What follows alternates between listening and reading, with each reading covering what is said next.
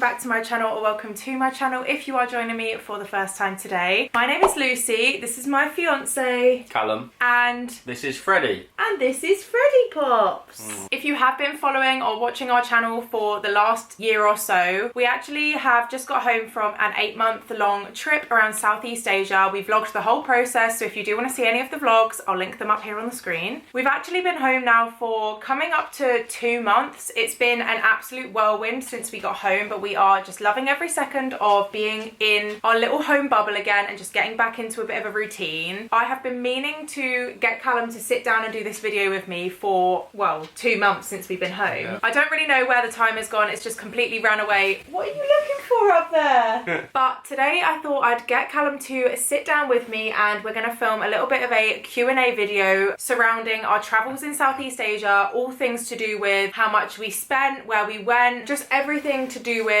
our travels. Lucy's put up a poll on her Instagram for just questions that people have, because we had a lot when we come out, but we're going to get into it, hopefully not ramble too much, hopefully it'll be a shorter video, but yeah, let's see where we go with this. Okay, starting off with a really strong question, which I actually think is really important to touch on, and a couple of people asked me what vaccinations we got before we went traveling. If you have done any research into Southeast Asia, if you're thinking of going, I'm sure you've probably already thought about this. If you haven't, you definitely should. So when we were reading up online, there was obviously a long list of recommended vaccines to have before going to Southeast Asia. It's certain countries within Southeast Asia that require certain things. Ultimately, we just chose the ones that we thought would be best for our experience. So from what I can remember, we definitely got the rabies vaccine. We got 3 rounds of the rabies vaccine. We got Japanese encephalitis. Yes, these are the ones that we had to pay for. We had to pay for the rabies, we had to pay for Japanese encephalitis, which is 2 vaccines, and we paid for, I have a feeling we had to pay for Hep B. I know what it was. So on the NHS, you get Hep A for free, but you can combine it with Hep B. However, you only have 2 courses of Hep A, so then you need to get the 3rd course of Hep B and pay for that elsewhere. Anyway, it was Hep A, Hep B, typhoid, Japanese encephalitis, and rabies. I ended up getting the yellow fever vaccine as well because I went to Uganda, and that is a travel requirement to go to Uganda, but I got that when I was in Malaysia. So that's not a necessary one for just Asia, but obviously thought I'd put that in there. Japanese encephalitis is a really expensive one, but we were a little bit worried because mosquitoes, as you might have seen in the vlogs, are a massive thing in Asia. Like, mosquitoes are everywhere, so anything that's carried by mosquitoes, you'd just rather have that bit of safety knowing that you're probably a bit more covered from catching anything from them. We met people who didn't have any vaccines out there because they're not required in the countries. It's recommended, and I would recommend it, especially rabies. By the way, if you're going to get any of them, I highly recommend getting the rabies vaccination, because there is obviously loads of wild animals, loads of wild monkeys, stray dogs, stray cats, and we actually did meet quite a few people who had been scratched or hurt by any of these stray animals and ended up going to the emergency room to get their shot. And obviously it really helps if you've had your rabies vaccine, so definitely prioritize those for Asia. Next question. How did you guys plan everything? Flights, hotels, prices, etc. So I did all of it, first and foremost. This actually feeds into another couple of questions that I got, such as somebody else asked, how did you book everything before you left the UK? Did you just book it when you got there? The answer is yes, pretty much. We actually only started with the flight to Bangkok, the overnight train to Chiang Mai, and then the 3 nights that we spent in Bangkok as well. And it's just figuring out when you're there. There's loads of apps to use, which I'm sure Lucy has covered or will cover in this video. You could do a week in advance, 2 days in advance. We were sometimes as bad as booking it a day in advance. We were booking it on the day. We were booking it on the day most of the time. We actually did cover this as well in our 3-month update video, which we filmed in Cambodia, so I'll link that on the screen up here if you guys want to watch that. To do with certain apps that we used. We were using Hostel World, Agoda, Booking.com, 12Go Asia. There's loads, and we found out more for other travellers when we were out there. There is a lot of apps that I could recommend. I'll actually link them all below and put like the writing in the description box about which apps are good for what, because if you are looking to download any apps, we used some really brilliant ones and they really saved us on our traveling. But yeah, to round up the question, we pretty much booked everything when we were there. I think you don't want to close yourself off to booking everything in advance, because you might end up wanting to stay somewhere longer, or you might not like it somewhere and want to go quicker. So keep your schedule fairly open if you can, and then you don't have to faff around with changing your plans at the last minute. What was the hardest thing / / biggest challenge or sacrifice for you guys during travel. We actually had a really easy run of traveling, and I think we ended up getting really lucky in the fact that we didn't really run into any major problems at all. We met a lot of people along the way who had encountered really bad injuries, or they got robbed, or they had things stolen, they'd lost their passports and this, that and the other. But personally, we had a really smooth sailing journey. I wouldn't say we were lucky, I would just say we weren't unlucky. I think it is just down to people being unlucky, because you can have your wits about you and then you can just have that unlucky day where just stuff doesn't go to plan. But fortunately for us, that didn't happen. Do you feel like travel challenged or changed your relationship in some way? Well, despite the obvious, it definitely changed our relationship. We definitely went through some ups and downs. Callum and I have always been a very good team. We communicate really well between each other, and we are very good at just talking out our feelings and like our thought process to each other, aren't we? And I feel like that really came in handy with traveling, because it really is a make or break situation. And we did meet a few couples who broke up along the way. It's a lot to take on board when you're with someone 24 hours of the day. I think it's one of those things, you have to realise you're not travelling by yourself, you're travelling with someone else. You need to make decisions that are good for both of you, because you are travelling as a team at the end of the day. Yeah, generally speaking, I would say it actually improved our relationship a lot. Callum and I have been together a long time, but we had never been living together. We have never really been together 24/7, 7 days a week for that long of a time period. Yeah, I would definitely say it challenged us, but it definitely strengthened us at the same time. How did it feel coming home after so long?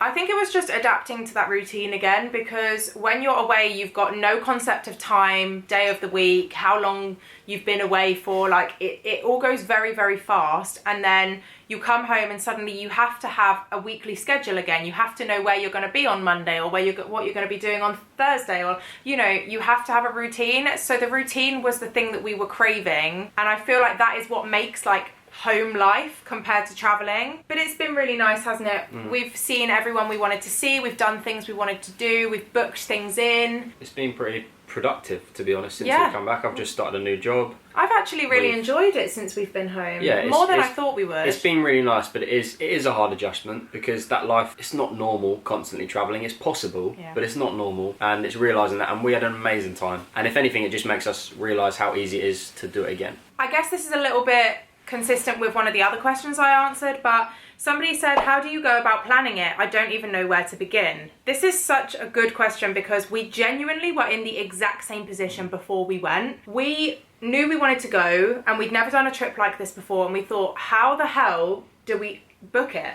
Luckily, we had a few friends and we knew a few people who had done it before, so I asked them for some recommendations of places and things, and they gave us a few head starts on apps to download and things to look at and websites to use. We basically just started by booking our flight to Bangkok, booking the accommodation, and then just getting a head start on like where we wanted to go next, where we wanted to go in Thailand, where we wanted to go in Laos. And then the rest of it just flows once you're out there. It's actually just so easy to book everything at a travel agent or in the hostel. Yeah, I agree with that. I think one of the things that you can get caught up on with a trip like this is the preparation and thinking, oh my god, I have so much to do. You need to be prepared. You really don't. What I think was really good that we did, which to be honest, Lucy sat me down and made me do this, was we just looked at the map and we just looked, oh, we're going up this way, we can go around this way. It all kind of in your head, you're like, that makes sense. But saying that, have your schedule open a little bit, because you don't want to close yourself off to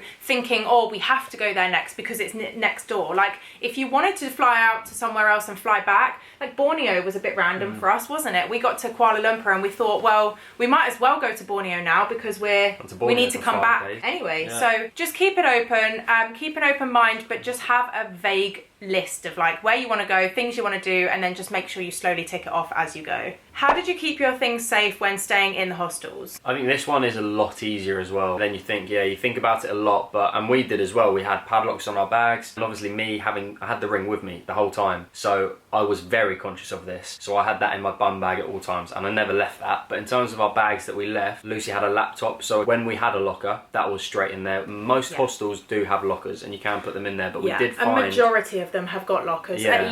At least small lockers for your everyday bags. Not always lockers for your big bags, but we actually thought, didn't we, before we went, that we were going to need a locker every night for our big bags, you know, keep everything locked up. It's really not like that. You just go into a hostel room, a dorm room, and you just leave your bags on the floor. It's not... You'll know as well, and you'll see as soon as you are in the hostels and the dorms, you realise because everyone's bags is on the floor, half open. Yeah. There might be the lockers that are closed or the lockers that are unused because people mostly keep everything on them in a bum bag or something like that. But if they don't have a locker, then I would suggest taking out padlocks for your bags, because then you can reassure yourself knowing that it's still locked up, and you can just tuck that under your bed because there will be somewhere to put your bag. I was just about to say the same thing, that in my unpacking video I never mentioned how important padlocks are. Really have padlocks. Have small ones, like flexible ones, but also have sturdier ones. I wish we did have some sturdier ones, because sometimes you get given a locker but you don't have like a padlock for it, so you are supposed to use your own ones. So definitely have padlocks. It's a huge thing, and it just gives you a peace of mind if you do want to lock your bag up in the evenings or when you're going out for the day. It just gives you that peace of mind. What was your budget and how did you split the budget? We didn't really have a budget, to be honest. We wanted to keep ourselves to roughly £1,000 a month. That was like a very vague figure that we got given before we went. We sort of stuck by that, and then we sort of gave ourselves a daily budget of roughly £35 a day. Which we definitely did go over. No, but sometimes we were way under, so we really balanced it out. With regards to splitting the budget, we would sort of take it in turns to get money out of the ATM, use it all up, and then the next person would go get the same amount out and then use it all up, and we'd go back and forth. But about halfway through our travel, we ended up using an app called Travel Spend, which I could not recommend enough. Like, it genuinely was so helpful to us to track our daily spendings, put in there exactly your accommodation cost for the night, your food, your outgoings, your spendings, everything you pay for in a day, you put in the app, and you can see at the end of the day how much your day has cost, and then how much your week and your month and whatever else has cost. Although that doesn't account for like splitting our budget, it obviously showed us how much we each were spending in a day and how much collectively we had been spending. There is other apps, which I can't remember what they're called, but I'll pop it down below. This app that our friends recommended us about, actually where you can split paying for things on the app, and it's really ideal, but I don't remember what it was called. It was essentially like a split bank account. But there is ways to do it, and if you are traveling in a couple or in a group, I will leave this app below because apparently it's amazing, but we didn't use it, but it's good to know if you are going. How did you find it living out of a backpack all the time? It was fine, but sometimes you kind of don't want to pack too much because you do want to be able to buy stuff out there. Yeah. Because you will find some stuff that you really like and you really want to wear. I do feel like I covered this one quite a lot in my Unpack With Me video, so I can link that one up here as well if you want to watch that. But yeah, backpacks, pretty easy, to be honest with you. Allow yourself some room to buy new stuff, but yeah, it wasn't too bad at all. Was there any point in your travels where you felt unsafe? Honestly, no. There were a lot of times when maybe I thought, okay, maybe I should be a bit more alert, a bit more aware, just because the hostels might have been in a dodgy area. But apart from that, I don't think we felt unsafe anywhere, to be honest. I think because I had Callum with me the whole time, I just felt naturally a little bit more safe, I guess. If I was traveling solo or if I was traveling with other girls, maybe I would have felt a little bit more on edge about things. With limited time available to go traveling, what do you think is a minimum requirement to do in Southeast Asia? Out of the countries that we did, I honestly wouldn't say skip any of them. I would say you could definitely do them with a smaller time frame, such as Vietnam. You could probably rush through Vietnam in 2 weeks. Cambodia you could easily do in a week or two if you just like went straight to the main places. I think it's really down to personal preference. It's really down to what you want to get out of it and how much time you have. What I would do if I were you is I would figure out the time you have and look at what you want to get out of the countries that you want to visit. Like, you might want to really go to Vietnam and do the Ha Giang Loop. If you really want to do that, go and do that. If you do only have a month and you just want to get out there and you just want to backpack a country in Southeast Asia, go to Thailand. It's so easy there. It's just by land. It's really easy to get around. So many backpackers. Whereas you have something like Indonesia where it's beautiful, and I'd recommend going to see that, but then there's a lot of boat trips and it's a lot more travelling, whereas Thailand's slightly smaller. So I would definitely probably say Thailand as a first. Say if you had a month, go there. How much did you averagely spend on accommodation? Good question. That's a very specific question. From our cheapest place we stayed, which was 91p for a night, which was in Dalat, Vietnam. It was really good as well. We stayed in family hostel and it had an incredible pool and a pool table and it was really social, and that was just a dorm room for a night. But then our most expensive was probably in Boracay. I don't remember exactly how much, but roughly maybe £40 a night, 40 or 50 pounds a night. I think it was a bit more, but that was also a treat for our engagement. Yeah, on average I would probably say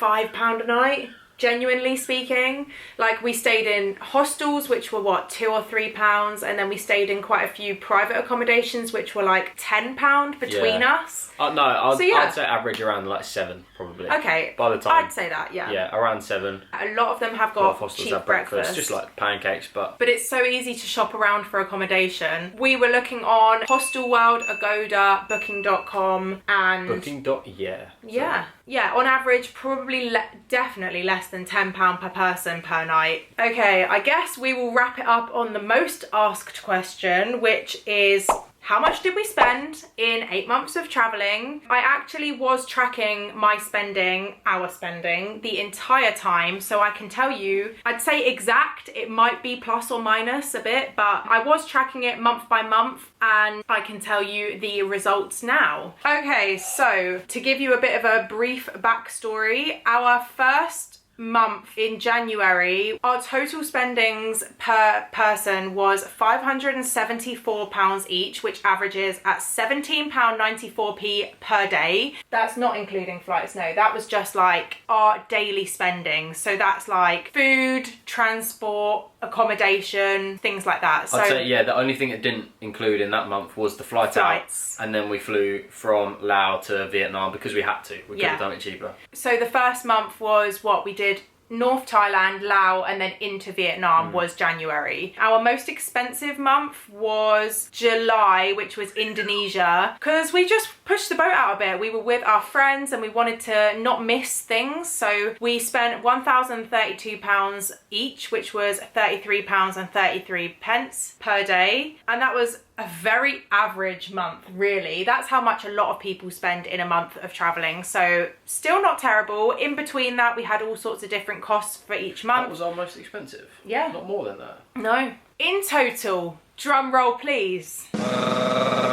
My total travel spending across 8 months of travelling was £9,950. On average, between 233 days comes to 1.2k a month and £42 a day, which I think is really impressive, and that figure takes in everything. That's from all of our spendings, all of the flights, all of the transport, everything. And Callum's was, drum roll please, £10,313. And your average across 233 days was £1,289 a month and £44 a day. Yeah. I obviously did a lot more activities. I went scuba diving. I did 2 scuba diving courses, which was almost half. That's including everything that Callum spent with all of his courses and extra additional costs that he did that I didn't. But yeah, I would say our average for daily spending was lower if you were obviously taking out of the equation all the flights and things like that. But if we were to average it out per day, it was 45, I'm going to round it up to somewhere between 40 and £45 a day, which I think is really impressive for every single thing that we did in 8 months of traveling. And also a lot of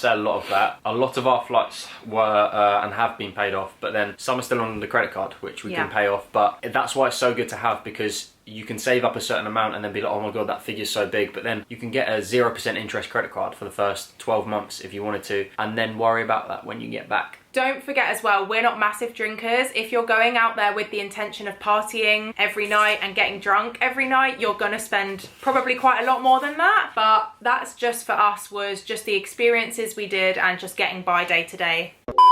So I'm just sat currently editing this video, and there is one question which I did get asked quite a few times which I forgot to include, which was about visas and the visa process. And I do quickly want to touch on this because before we went traveling, this is one thing that I was really confused about, and I feel like me answering this might help a couple of you if you are going traveling as well. So the long and short of it is visas on arrival are pretty much the way forward for most of the countries that we went to. You can apply online for your visas ahead of time, such as Indonesia, in Thailand, and in a couple of other countries. In Vietnam, you have to do it online on the website, but for most of the other countries, you just get it on arrival. You pay the certain amount of money, and it's really easy to do. I recommend just Googling ahead of time. If you know when you're going to a certain country, just Google it, make sure your requirements are all okay, and make sure that you have the correct amount of cash with you as well. For countries such as Cambodia, they would take the cash on the door, and it has to be the exact amount, otherwise they don't give you change or they try and rip you off. But don't stress about your visas. The only one I would say check ahead of time specifically for is Vietnam, because you do have to apply for it and you have to wait until you're accepted, until you can go into the country. But all of the other ones you can just get on arrival, and when you leave the country and you re-enter the country, it just starts again from day zero. So such as for Thailand, we obviously left and then we came back a few months later and we could get back in with no problems. This will obviously vary depending on your country. I'm only speaking from a UK resident, but yeah, just check ahead of time, Google everything, make sure you know what you're doing. But visas, do not stress, they are really easy to do. Just be a little bit prepared and do your research and you'll be fine.